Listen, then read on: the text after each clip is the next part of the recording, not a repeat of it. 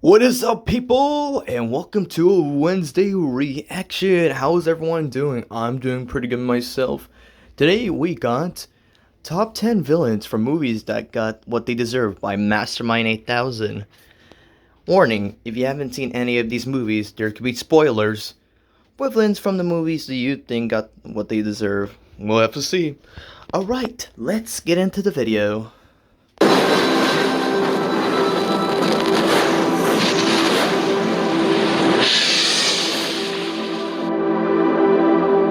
Hello everyone, it's Mastermind 1000 here, and for today's video, this is a video talking about villains.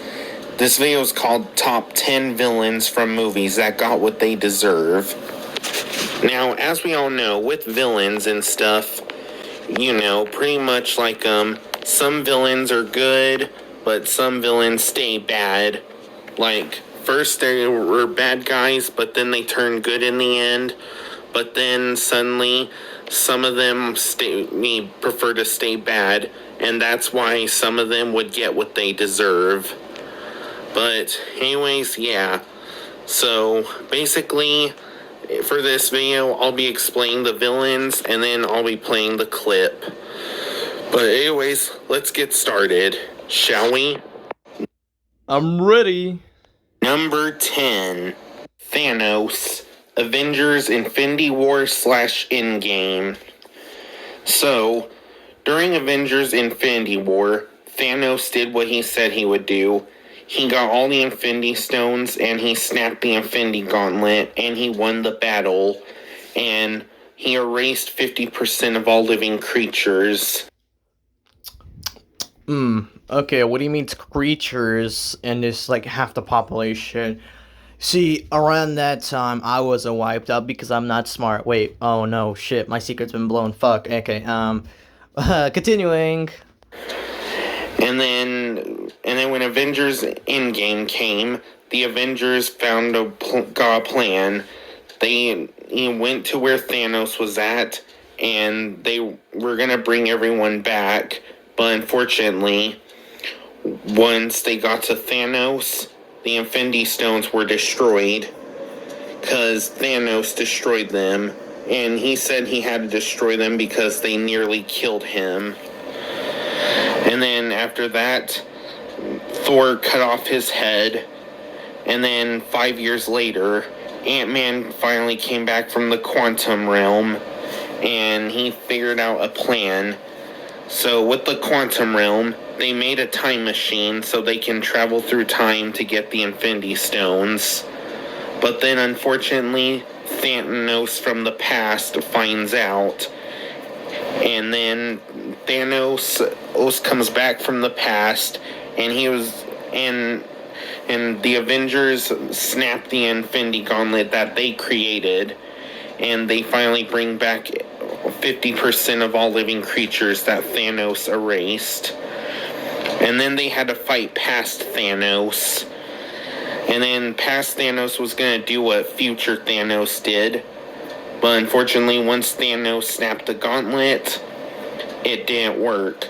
Because Iron Man wiped the stones out of the gauntlet they created.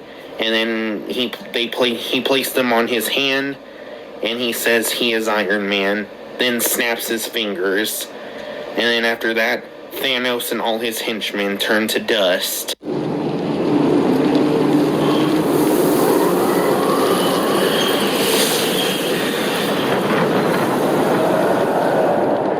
Number 9.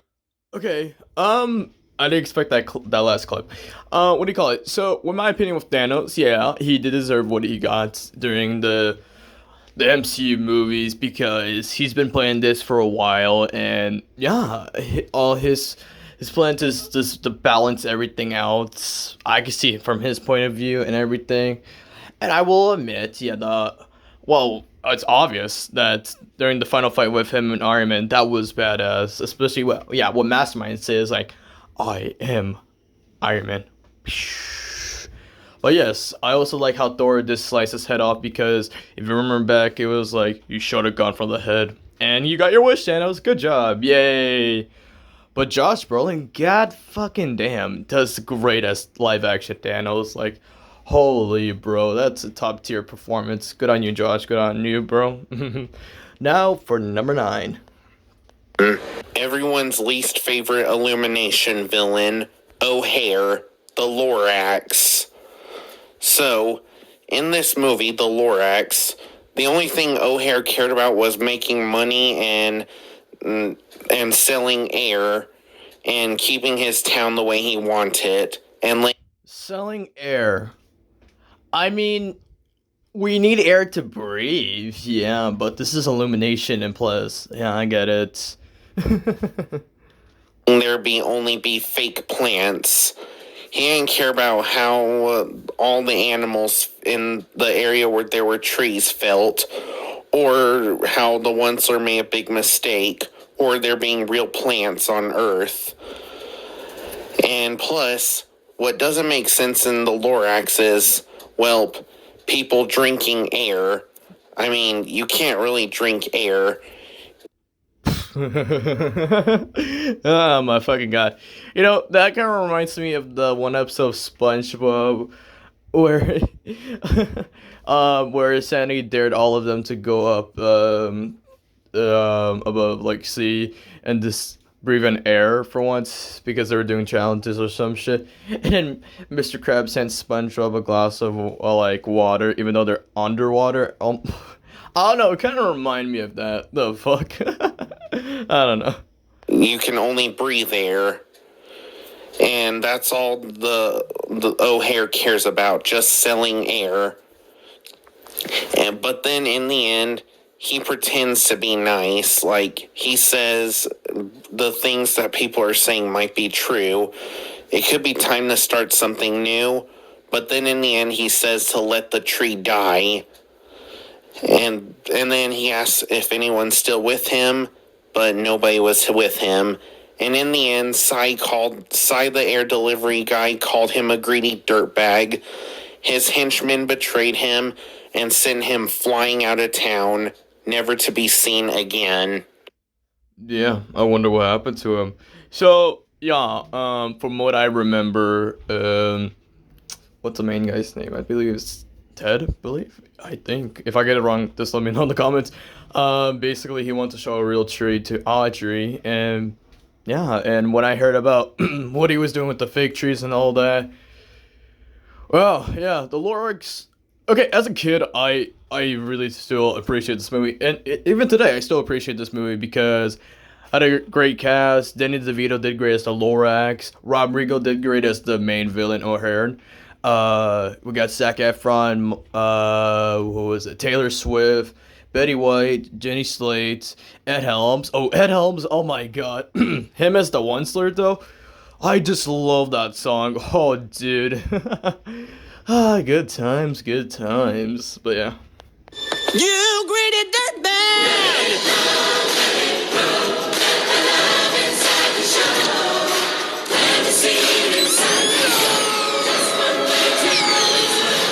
Number 8. I mean, come on. How bad can he really be? Let's see. Michael Myers, Halloween Ends, and the whole Halloween franchise. So, as we all know, Michael Myers is that serial killer from every Halloween movie. So, in one of Blumhouse's Halloween movies, Halloween Ends, Michael Myers finally dies. So, in Halloween Ends, Michael Myers tries to kill Laurie, but Laurie finally figures out a way to defeat him.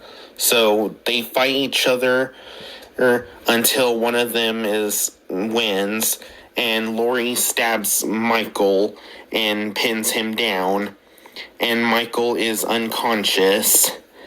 And after that, Laurie and her granddaughter strap Michael up to the car, and they drive him to a junkyard, and everyone in town follows them because they have all been waiting for Michael to die because of all the people he's killed in every Halloween movie. And they follow him. Sorry about that. I was sneezing. My bad. and they pull him off of the car and carry him to the Crusher.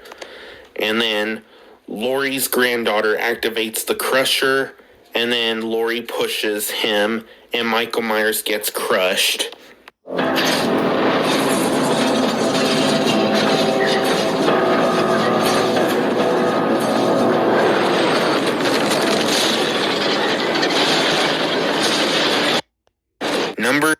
Whoa. Bye, Michael. Yeah, it's crazy how the Halloween movies were like for the many years that they had their movies out, and thinking how much they put into this. What do you call it? The one that like really hit me like was the 2018 one. That one was like wow. I couldn't even watch half of it. It was like yikes. Because I actually saw that in theaters, but like with the past ones, I was like, whoa. But what I heard from my side is that the last Halloween movie they ever brought out didn't do all that well, but damn, what the hell? Yes, justice. We don't have to deal with Michael anymore. Or do we? We don't know. I mean, hey, I'm not gonna make this reference until one of the characters I see in this video, but still, he might. You don't know. He might come back. Who knows? Bye, Michael. 7. William Afton, aka the Purple Guy, the Five Nights at Freddy's movie. So, as we all know, we finally got the Five Nights at Freddy's movie, and we've all been waiting for it, and the wait is finally over. And also, fun fact, if y'all love the live-action Scooby-Doo movies, welp, William Afton was played by the actor who played Shaggy in the live-action Scooby-Doo movies. So y'all know what does that mean? Zoinks! Like Scoob! Check it out! I'm the purple guy from Five Nights at Freddy's! Like zoinks, man! I am the purple guy! Oh my god. Okay, when I heard years ago that Matthew Litter, who's known for playing Shaggy from the live-action Scooby-Doo films and animation afterwards, I was stunned that he was playing, William Afton, aka the purple guy. I was like, whoa. And this reminds me because he used to be in the Scream movies. I'm like, wait, this makes hella sense. I think this was pretty good casting, and in this movie, wow, this... bravo. But anyways. Which means I'm the man behind the slaughter. Okay, yeah. I mean, look! Hey, Shaggy, you can finally unmask yourself. You were the villain of the movie. God damn it. You unmasked monsters, aliens, whatever it is, over the years, and now you became one. God damn it, Shaggy. Why would you do that? Yeah, so, anyways... as we all know, as I mentioned, Shaggy from the live-action Scooby-Doo movies played William Afton. And, in this movie, just like with every Five Nights at Freddy's movie, William Afton dies from the spring lock suit. So, he, was dressed up as Springtrap, and he tried to kill Mike and Vanessa, but Mike's sister drew a picture of what happened in the past to show the animatronics what William Afton really did to them in the past. And then after that, Foxy, Freddy, Chica, and Bonnie turned against him, and the Springlock suit started crushing him.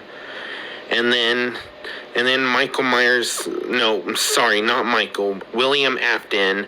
William Afton puts on his mask and says his final words, "I always come back." Then he puts his mask on, and the whole pizzeria collapses, and in the end, he becomes Springtrap. And that's just like in Five Nights at Freddy's 3. William Afton puts on the Springlock suit and becomes Springtrap, and then he says he always comes back.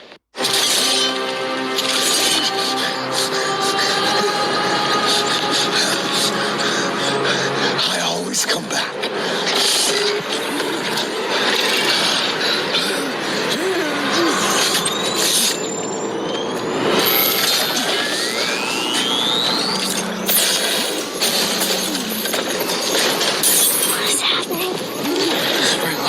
Number 6.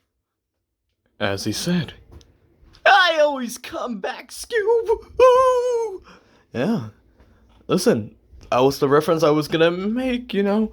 If he could come back, Michael Myers could come back. Any of these villains, even the ones that we're gonna review next, they could always come back one way or another. Anyways, number 6, let's go. Pal, The Mitchells versus the Machines.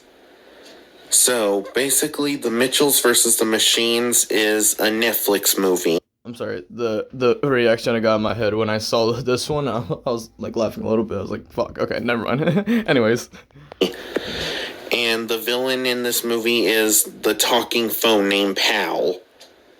So basically, the reason why Pal became the villain was because her creator was trying to replace her, but then she hacked her replacement and made them work for her. And then after that, she decided to make a plan. She was going to send all humans on Earth to space, but then suddenly her plan fails and she didn't get to launch any humans to space. And the Mitchells because the Mitchells defeated her. So the Mitchells worked together to fight all her robots. And also, Katie Mitchell runs up to her and grabs her and tries throwing her in the water. And then Monchi the dog tries to eat her, but bounces off his face. And then she lands into a glass of water, and then she blows up. You idiot! No! Not a glass of water! You know what this reminds me of?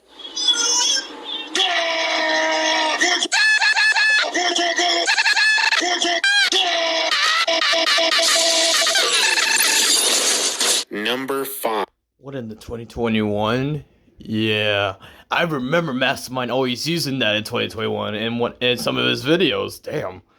Okay, yeah. Let's see. Even for that particular villain, they can always come back. Reboots, I don't know. Listen, I'll just support any of these villains. Fuck it. Number 5, let's go.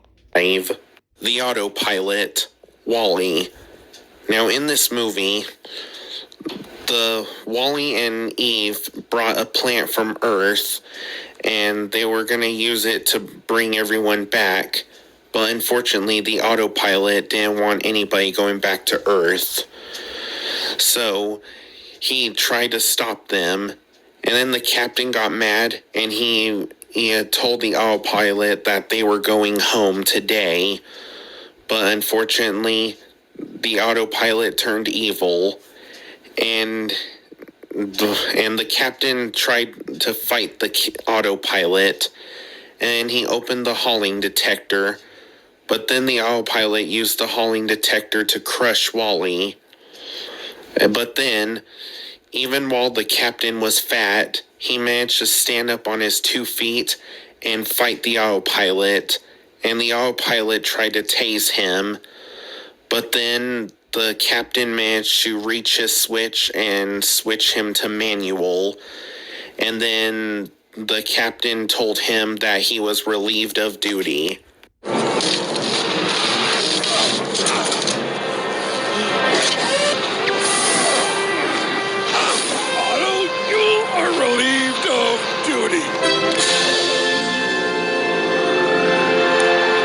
Number 4. Sorry I didn't talk that much for that one. Listen, I've seen WallE a few times, like maybe 3 or 2, maybe. I mean, I'm not saying it's a bad Pixar movie. It's not one of my favorites, but hey, good on them. Who doesn't love WallE, the iconic character, you know? But let's go to number 4.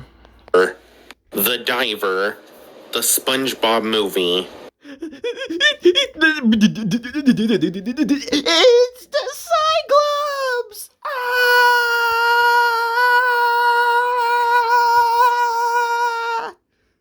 I think you made your point. Oh yeah, true. Anyways. So, in the SpongeBob movie, SpongeBob and Patrick get caught by the diver, and the diver dehydrated them. But then they come back to life due to the tear of the Goofy Goobers. The tear of the Goofy Goobers knocked out the power and made the ceiling sprinklers go off. And it brought Patrick and SpongeBob back to life. And same with all the sea creatures he killed. Because he was killing sea creatures and turning them into knickknacks.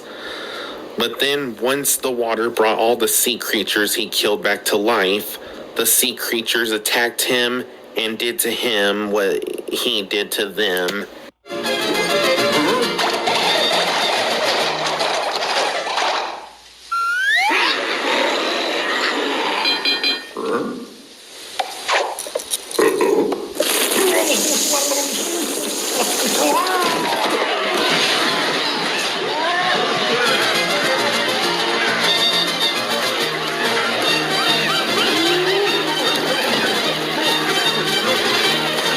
Number 3. I absolutely love that scene where he just, they all get his revenge after coming back to life. It's just the power of SpongeBob and Patrick that why they came back to life. The Cyclops definitely got what he deserved. And yeah, the SpongeBob movie overall is such a classic. It's such a great movie. Who doesn't love the SpongeBob movie? Like, but the Cyclops though, yeah. But the day was saved because of David Hasselhoff. Now I'm playing. Anyways. Oogie Boogie, The Nightmare Before Christmas.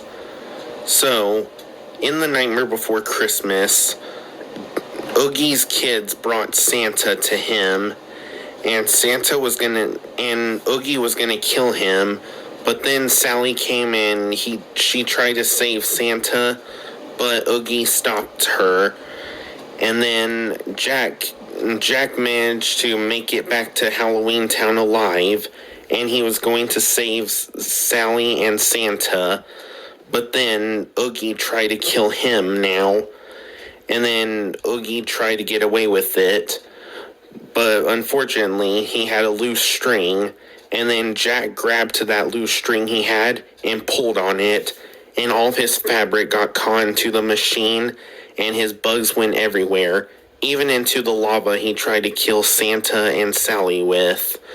And now all that was left of Oogie was him as a centipede. And then once he was a centipede, Santa just immediately stepped on him.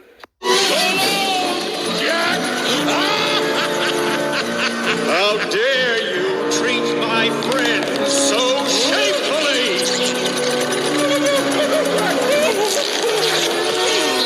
Now look what you've done! My bugs! My bugs!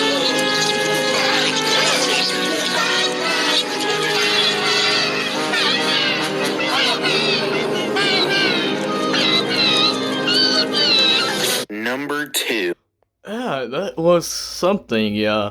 I remember as a kid and watching The Night Before Christmas and then with the Oogie Boogie and then seeing what was actually inside.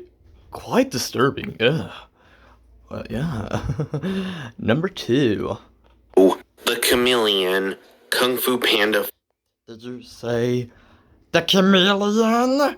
No, that's Stitch, dumbass. Oh yes, the chameleon. Oh yes. Oh, the chameleon from Tough Puppy. Oh yes, mister. Of course, the chameleon. And just the chameleon. Don't you mean the chameleon? No, you fool. You fool. I am the chameleon. I mean, the chameleon. See, you got me saying it now. Anyways. 4. Now, if y'all haven't seen Kung Fu Panda 4, then just a reminder, this could be a spoiler. So, in Kung Fu Panda 4, the chameleon was bringing every villain that Po fought from the spirit realm, and she was taking all their powers, thanks to Po's staff that Oogway gave him. But then Po managed to defeat her, and Zen helped him, and Po used his staff to give all the villains he fought their powers back. And then they all bowed down to him and thanked him. And then in the end, Po opened up a portal back to the spirit realm, and they all went back. And then Tai Lung took the Chameleon with him to punish her. And the Chameleon told Zen to do something, and Zen did nothing. And she said, "New rule, no one cares about your feelings." And yeah, in the end, the Chameleon got what she deserved. And it was to be sent to the spirit realm, along with all the villains that Poe fought. Jen, do something! Third rule. No one's interested in your feelings.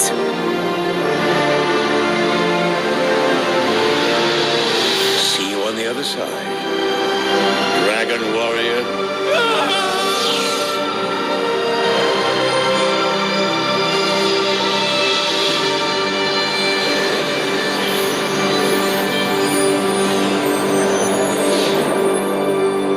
And finally, Okay, so with the Kung Fu Panda movie, the new one that came out like in 2023, yeah, it was something. I know people had their different opinions, but for all the three original villains coming back, that was, yeah, I expected that, and I was like, wow.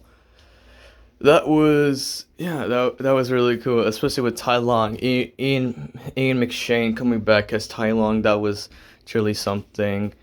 Oh, wow. But still, with the Chameleon, that's not that much. I mean, if you want a worldly warrior, then, you know, there's always Poe. Alright, for number one, you guys have to put your guess on right now. Who's gonna be the number one villain from Mastermind's list? We gotta guess. I want to see in the comments right now. The Ice King. If it's not the Ice King, damn, I lost ice cream. What? Anyways. number 1, the High Evolutionary, Guardians of the Galaxy Volume 3. So, in Guardians of the Galaxy Volume 3, the High Evolutionary created Rocket Raccoon, and we see Rocket's origin story. And the stuff that the High Evolutionary did was messed up. In the past, he dissected Rocket Raccoon, and he even killed Rocket Raccoon's old friends, Lila, Teefs, and Floor. And he even blew up that whole entire planet he created with all those animal people still on there. And then, in the end, the Guardians killed all his henchmen, and also, they even saved all the children that the High Evolutionary kidnapped. And then the High Evolutionary found Rocket, and he was about to kill him, but then Rocket used his magnet boots, and he told the High Evolutionary who he really is. And then he blasted him, and then the rest of the Guardians came and beat him up, and Gamora stabbed him and removed his mask, and now the High Evolutionary was too weak to fight now. And he says his last words, saying that all he wanted to do was to make things perfect. But Rocket tells him he didn't want to make things perfect. He just hated things the way they are. The name's Rocket. Rocket Raccoon.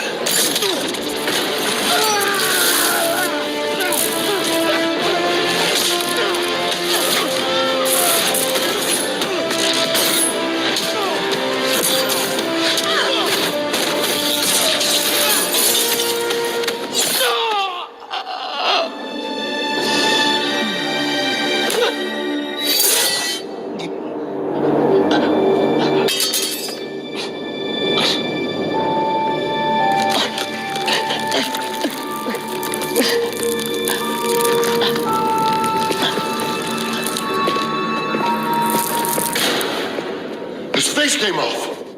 It's a mask. Look what you did to me. For what? All I wanted to do was to make things perfect. You didn't want to make things perfect. You just hated things the way they are. And with that, those are Wait, sorry, Mastermind, for interrupting. I'm sorry. Anyways, so overall, I did like this video, and for the Guardians 3 villain, yeah, that was quite something. What I was mostly shocked about was, yeah, Rocket's backstory and, like, what happened to him and his friends. Yikes. But overall, it was such a great movie. It's a James Gunn movie, for Christ's sake, so yeah. the top 10 villains from movies that got what they deserve. Hope y'all enjoyed it.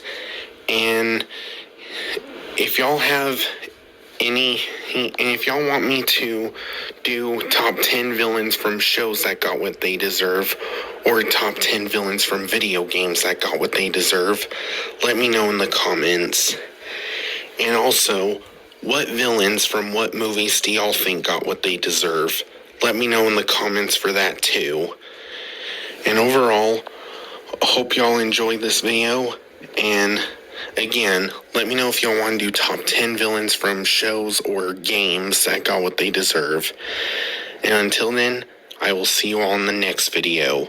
Catch y'all later. Highly recommend you doing that Mesmer for both shows and video games. I would love to see those and react to them.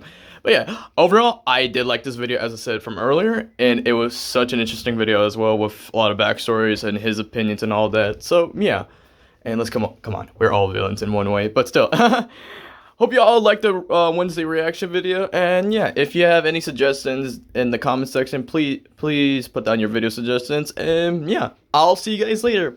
Peace.